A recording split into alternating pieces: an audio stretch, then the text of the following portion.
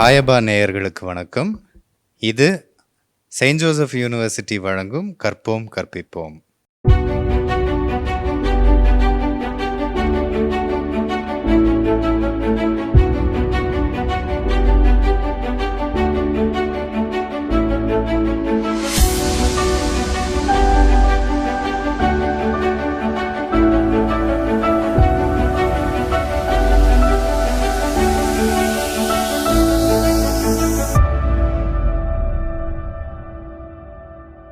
இன்னைக்கு நம்ம கூட இணைந்திருப்பது யார் அப்படின்னு பார்த்தீங்கன்னா, முனைவர் அன்பழகன் அவர்கள்.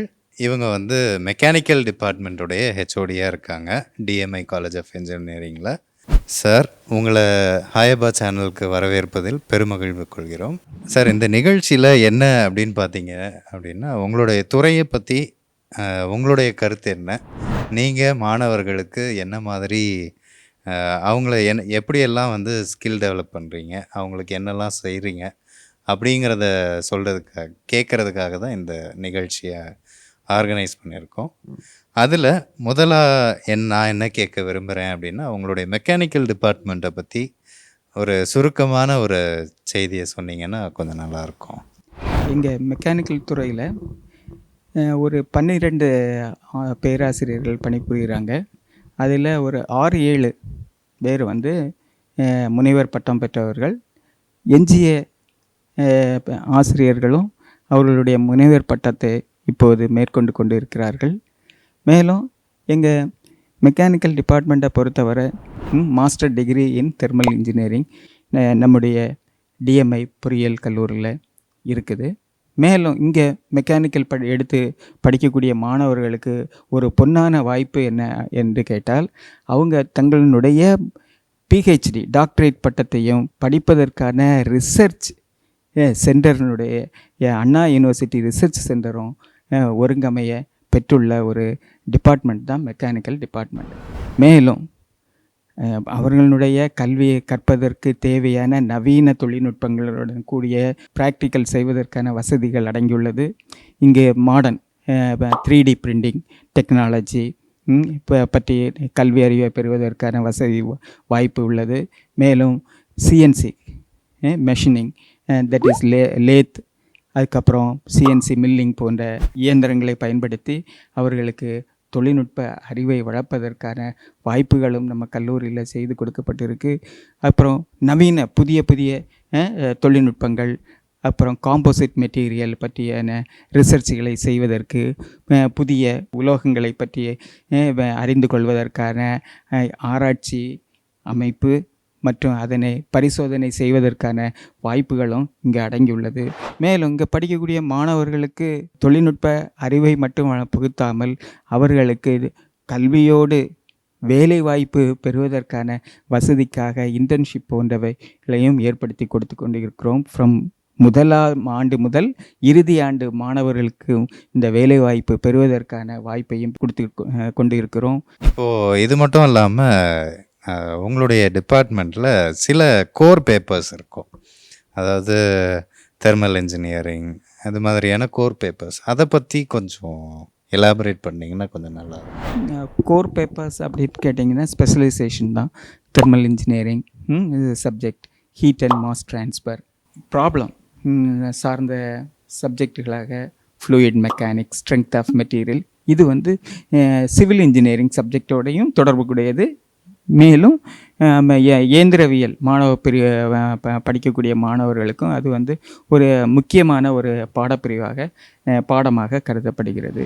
Heat and mass transfer, thermal engineering, thermodynamics, இந்த மாதிரியான பாடங்கள் அவங்க அடிப்படையில் ஒரு நல்ல ஒரு பேஸ் ஃபண்டமெண்டல் இருந்தால் மட்டும்தான் எளிதாக இந்த பாடங்களை கற்றுக்கொள்ள முடியும். இது சற்று கடினமானது.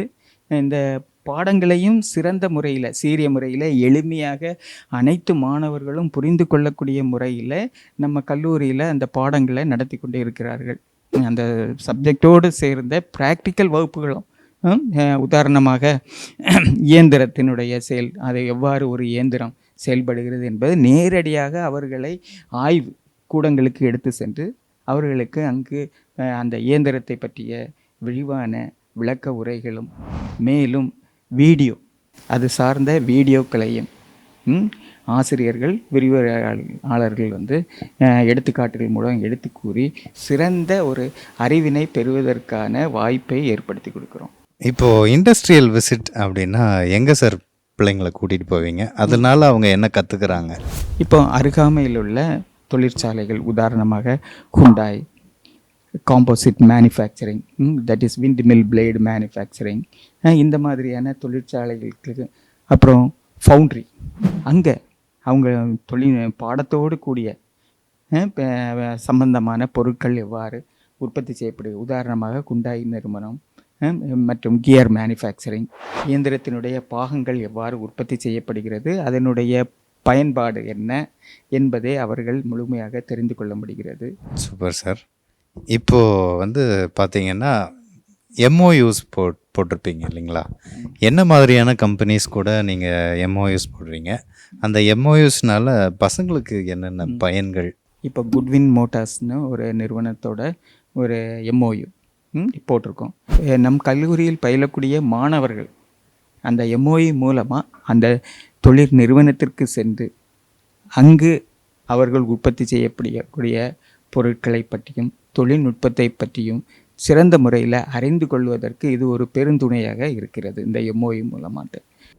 இப்போது மெக்கானிக்கல் சார்ந்த படிப்புகளை அவங்க வந்து சப்ஜெக்ட்ஸ் மூலமாக படிச்சிடுவாங்க. அது எல்லாமே இந்த ஸ்கில் டெவலப்மெண்ட் அப்படின்னு சொல்கிறது. அது என்ன மாதிரியான ஸ்கில் டெவலப்மெண்ட்ஸ் கொடுக்குறீங்க? எலக்ட்ரிக் வெஹிக்கிள்ஸ் பற்றி எதனா அவங்களுக்கு சொல்லி கொடுக்குறீங்களா? ஏன்னா மெக்கானிக்கல் அப்படின்றப்போ இயந்திரவியல், அவங்களுக்கு இந்த இப்போது பரிணாம வளர்ச்சியின் மூலம் எலக்ட்ரிக் வெஹிக்கிள்ஸ்க்கு எல்லோரும் மாறிட்டு வராங்க. எம்எஸ்எம்ஐயோடு ஒரு தொடர்பினை ஏற்படுத்தி கொண்டு 1 மாதம் குறுகிய கால பயிற்சியானது எலக்ட்ரிக்கல் வெஹிக்கிள் தொழில்நுட்பத்தில் இயந்திரவியல் மாணவர்கள் 2ஆம் ஆண்டு மற்றும் 3ஆம் ஆண்டு மாணவர்களுக்கு வழங்கப்பட்டது. மேலும் எம்எஸ்எம்இ மூலம் 3D பிரிண்டிங் டெக்னாலஜிக்கும் 3வது ஆண்டு பயிலக்கூடிய மாணவர்களுக்கு 1 மாத கால பயிற்சியானது இவ்வாண்டு வழங்கப்பட்டது. இப்பயிற்சியின் மூலம் நல்ல முறையில் சிறிய சிறிய பொருட்கள் 3D பிரிண்டிங் மூலமாக, தட் இஸ் ஒர்க்கிங் மாடல் என்ன, இப்போ உதாரணமாக ஒரு 2 ஸ்ட்ரோக் இன்ஜினுடைய கட் மாடல் இல்லை எவ்வாறு உற்பத்தி செய்யலாம், 3D பிரிண்டிங் மூலமாக உற்பத்தி செய்யலான்னு அதை உற்பத்தி பண்ணி கொண்டு வந்திருக்காங்க. அப்புறம் பிளானட் கியர்னுடைய அமைப்பு அது எவ்வாறு செயல்படுகிறது என்பதற்கான அமைப்பையும் புரோட்டோடைப் மாடலையும் இந்த பயிற்சியின் மூலமாக கற்றுக்கொண்டு அவங்க பயிற்சியை முடிந்த பின்னர் கொண்டு வந்து என்ன செய்யிருக்காங்க, காட்டியிருக்காங்க. மேலும் அந்த பயிற்சினால் என்ன கற்றுக்கொண்டோங்கிறத ஒரு ரிப்போர்ட்டாகவும் அவங்க கொடுத்துருக்காங்க. இப்போ வந்து உங்ககிட்ட பல மாணவர்கள் படிச்சிருப்பாங்க. அந்த மாணவர்களில் நீங்கள் வந்து ஸ்கில் டெவலப்மெண்ட் கொடுத்து, இல்லை நீங்கள் ஒரு கெரியர் கைடன்ஸ் கொடுத்து நல்ல பொசிஷனில் இருக்கக்கூடிய ஒரு மாணவரை பற்றி உங்களால் சொல்ல முடியும்? உதாரணமாக இப்போ கடந்த ஆண்டு எம்இ தெர்மல் இன்ஜினியரிங் படித்த ஒரு மாணவர் வந்து அவருக்கு ஆசிரியர்கள் கொடுத்த ஊக்கத்தின் மூலமாக அரசு வேலைவாய்ப்பு, அதாவது இப்போ அடிஷ்னல் டைரக்டராக டிஎன்பிஎஸ்சி தேர்வு எழுதி வெற்றி பெற்று இப்போ கடந்த 3 மாதத்துக்கு முன்பாக பணியில் ஏறியிருக்காங்க. இது வந்து மெக்கானிக்கலுக்கு ஒரு எடுத்து சொல்லக்கூடிய ஒரு வாய்ப்பு. இப்போ இன்னும் ஒரு கேள்வி கேட்கணும் அப்படின்னா, மெக்கானிக்கல் எதுக்காக படிக்கணும் அப்படிங்கிறத உங்ககிட்ட கேட்டால் நீங்கள் என்ன சொல்லுவீங்க? எல்லா பொறியியல் துறைக்கும் ஒரு ஆதாரம் மெக்கானிக்கல் தான். Without mechanical we cannot do anything. தற்போது கணினித்துறை எட்ட முடியாத அளவிற்கான எழுச்சியை பெற்றிருந்தாலும் ஒரு இயந்திரம், ஒரு வாகனம் உருவாக்க வேண்டும் என்றால் இயந்திரவியல் துறை இல்லாமல் ஒன்றும் செய்ய முடியாது. ஈவன் மருத்துவத்துறையே இருந்தாலும் ஒரு உபகரணம் உற்பத்தி செய்ய வேண்டும் என்றால் அதனுடைய அடிப்படை தேவை இயந்திரவியல் துறையே சார்ந்து இருக்கிறது. ஸோ இயந்திரவியல் துறை that is fundamental, is a core subject. இயந்திரவியல், தென் கட்டுமான பணி மற்றும் மின்சாரம், இந்த 3 வந்து அடிப்படை. எந்த காலகட்டத்திலும் சிறந்த ஒரு வேலைவாய்ப்பை பெற முடியும். மேலும் தானாகவே ஒரு தொழில் நிறுவனத்தையோ, தொழிற்சாலையோ எதையும் தொடங்கி நடத்த முடியும். இது வந்து எவர்கிரீன் டிபார்ட்மெண்ட். மெக்கானிக்கலை பொறுத்தவரை ஒரு எவர்கிரீன் டிபார்ட்மெண்ட் எப்போவுமே. இப்போ அரசு துறையில் மெக்கானிக்கல் சார்ந்த வேலை வாய்ப்புகள் இருக்கா?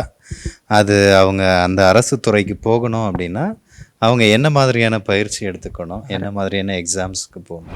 அரசு துறையில் நிறைய வேலை வாய்ப்புகள் இருக்குது. Even mechanical, for an example road inspector, road டிரான்ஸ்போர்ட்டில் இன்ஸ்பெக்டர், இந்த வாகனங்களை ஆய்வு செய்கிறது, அதுக்கப்புறம் ஓட்டுநர்கள் உரிமம் வழங்குறது, இதுக்கெல்லாம் அந்த மாதிரியான பணிக்கு மெக்கானிக்கல் துறை சார்ந்தவங்கள தான் என்ன செய்வாங்க, வேலைக்கு ஆள் எடுக்கிறாங்க.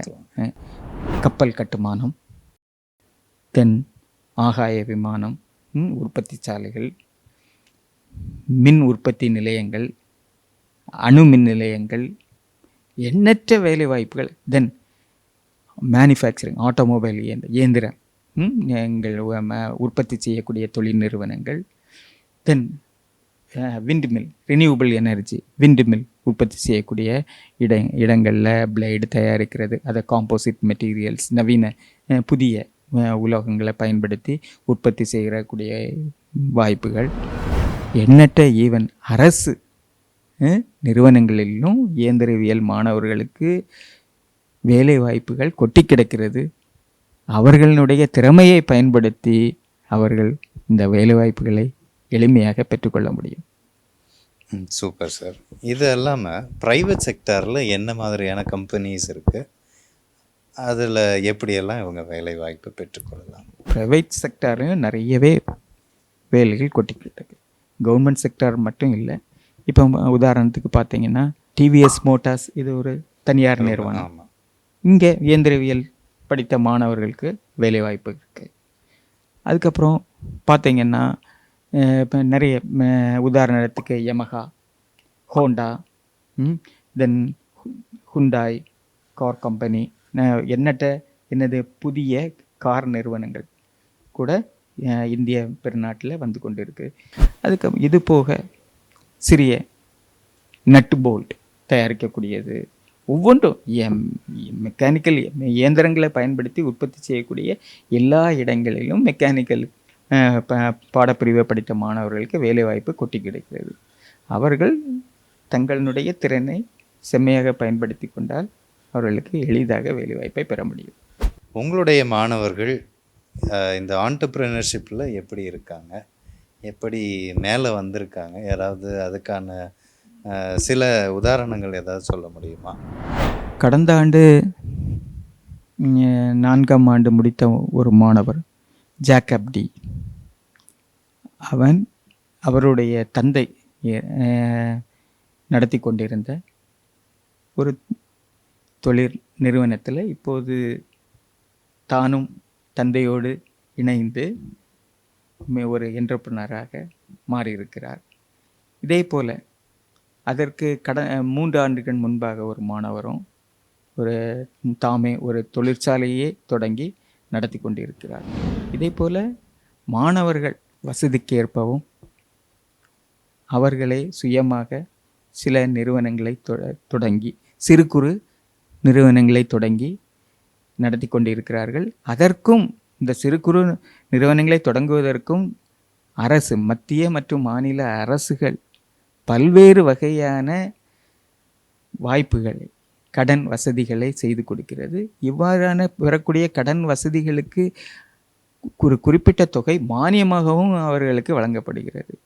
நாங்கள் படிக்கக்கூடிய மாணவர்களை அரசு அல்லது தனியார் நிறுவனங்களில் மட்டுமே வேலையை சார்ந்து இருக்காதவாறு அவர்களை தாமே சுயமாக ஒரு தொழில் நிறுவனங்களை தொடங்குவதற்கான ஊக்கத்தையும் அறிவையும் புகட்டுகிறோம்.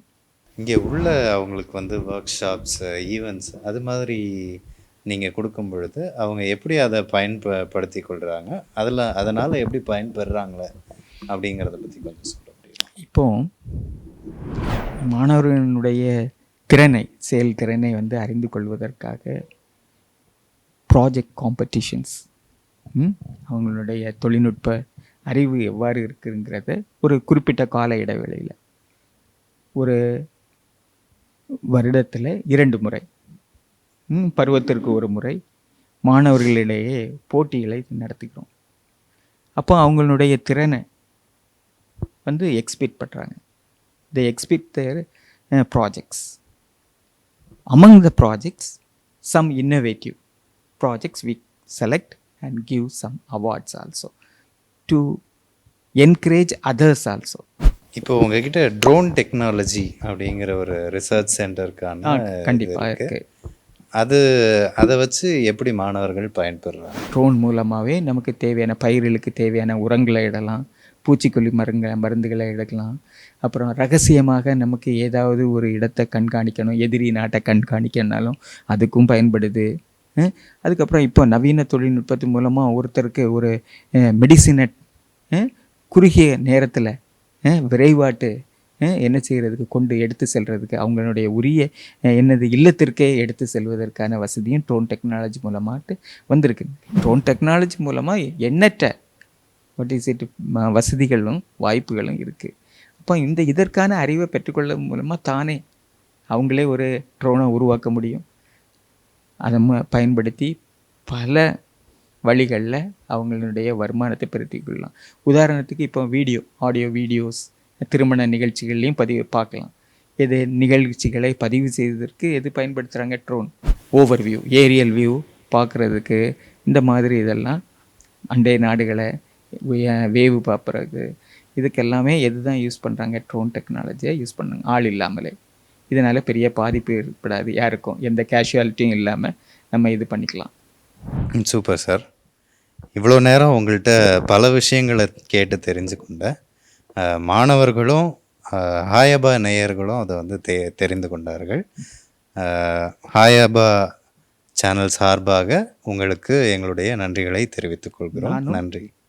எனது நன்றியை தெரிவித்துக் கொள்கிறேன். எனக்கு இந்த ஒரு அருமையான வாய்ப்பை தந்த ஹாயப்பா நிறுவனத்திற்கு என்னுடைய நன்றியை உரித்தாக்கிக் கொள்கிறேன். Thank you sir.